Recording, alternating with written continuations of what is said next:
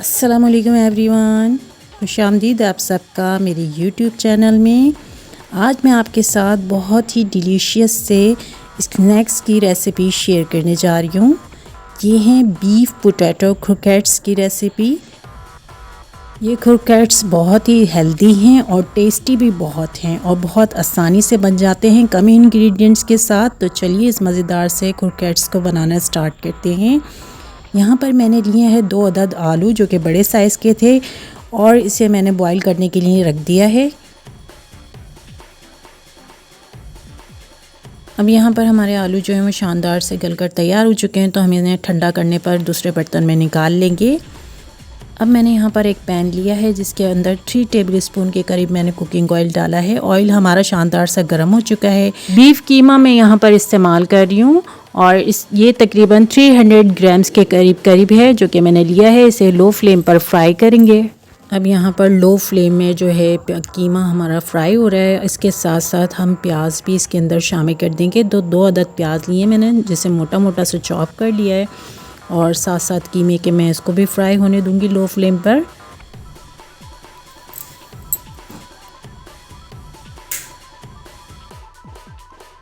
अब इस कीमे और प्याज में हम 1 टेबलस्पून के करीब जो है नमक शामिल कर देंगे। आप अपने टेस्ट के अकॉर्डिंग कम या ज़्यादा शामिल कर सकते हैं। कीमा और प्याज शानदार से फ्राई हो चुके हैं, तो कीमे को गलाने के लिए हम इसमें पानी शामिल कर देंगे। 1 कप के करीब मैंने पानी डाला है और अब लो फ्लेम पर मैं इसे पकने दूंगी कीमे के गल जाने तक। कीमा हमारा शानदार सा यहाँ पर गलकर तैयार हो चुका है, तो अब इसमें 2 टेबलस्पून के करीब जो है टमाटो केचप मैं इसके अंदर शामिल कर रही हूँ और केचप के बाद मैं इसके अंदर शामिल करूँगी रेड चिली सॉस, वो भी तकरीबन 2 टेबलस्पून के करीब इसमें शामिल करेंगे।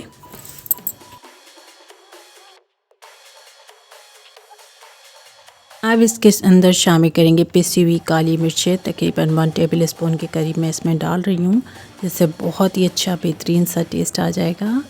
और साथ ही इसके अंदर मैं शामिल करूँगी सोया सॉस। तो कप का चौथाई हिस्सा सोया सॉस मैंने लिया है इसमें डालने के लिए। सोया सॉस जो है अक्सर कोरियन और जापानीज़ रेसिपीज़ में डाला जाता है ज़्यादा तादाद में, और जापानीज़ क्रोकेट्स में भी इसको शामिल करते हैं इसी तरीके से। तो अब हम सोया सॉस जो हमने डाला है और इसको भुनाई कर बिल्कुल रेडी कर लेंगे, यानी कि कीमा हमारा शानदार से भुनाई नहीं हो जाता, उस वक्त तक हम इसको लो फ्लेम पर पकाएंगे।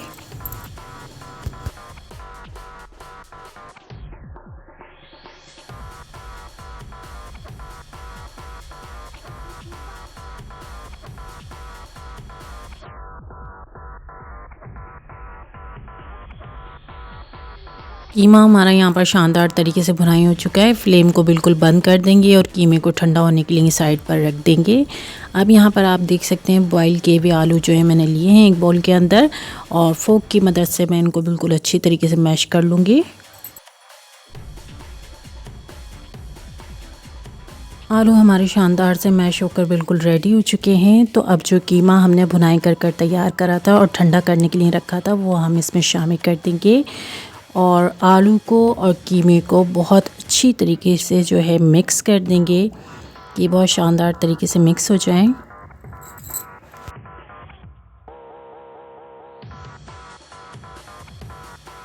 दोनों चीज़ें शानदार तरीके से मिक्स हो चुकी हैं। अब मैं हाथों को ग्रीस कर लूँगी और ग्रीस करने के बाद जो है एक मुनासिब सी मिकदार लूँगी इस मिक्सचर की, और आप अपनी पसंद से कैसा भी इसको शेप देना चाहें दे सकते हैं। मैं यहाँ पर इसे रेक्टेंगुलर शेप में बना रही हूँ। आप चाहें तो इसे सिलेंडर शेप में या फिर स्क्वायर शेप में भी बना सकते हैं। इसे तमाम को इसी तरीके से तैयार कर लेंगे और फिर इसे एक अलग प्लेट में रख लेंगे।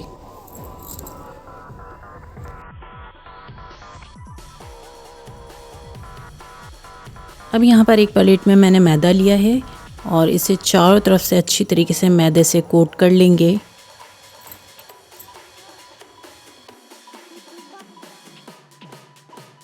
मैदे से कोट करने के बाद हमने यहाँ पर एक अंडा लिया था, उसे बहुत अच्छी तरीके से बीट कर लिया था। तो अब हमने इसके ऊपर एग को लगा लेना है।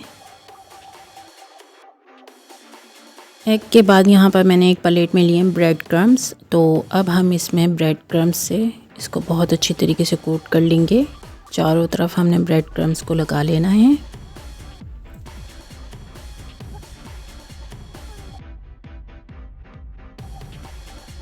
अब यहाँ पर हमारा क्रोकेट्स जो है बिल्कुल रेडी हो चुका है और बाकी के तमाम क्रोकेट्स भी हमने इसी तरीके से बनाकर तैयार कर लेने हैं। ये फ्राई होने के लिए बिल्कुल रेडी है।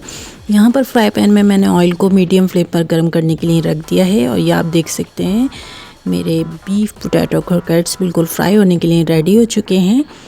तो फ्लेम को मीडियम रखते हुए जो है मैं इसमें डाल दूँगी इसे थोड़े से गैप से और गोल्डन ब्राउन होने तक मैं इसको एक साइड से फ्राई कर लूँगी। अब ये एक साइड से बहुत अच्छी तरीके से फ्राई हो चुके हैं तो हम इनके साइड को तब्दील कर देंगे और दूसरे साइड से भी हम इसे गोल्डन ब्राउन होने तक ही पकाएंगे।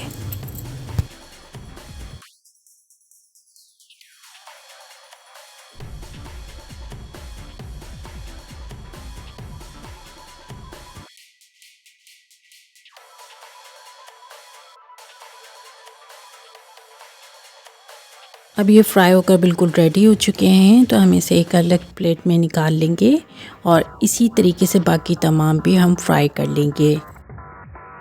उम्मीद है आपको ये बीफ पोटैटो क्रोकेट्स की रेसिपी पसंद आई होगी। अगर अच्छी लगी तो इसे लाइक एंड शेयर ज़रूर कीजिएगा और साथ ही मेरे चैनल को ज़रूर सब्सक्राइब कीजिएगा। Thank you so much and अल्लाह हाफ़िज़।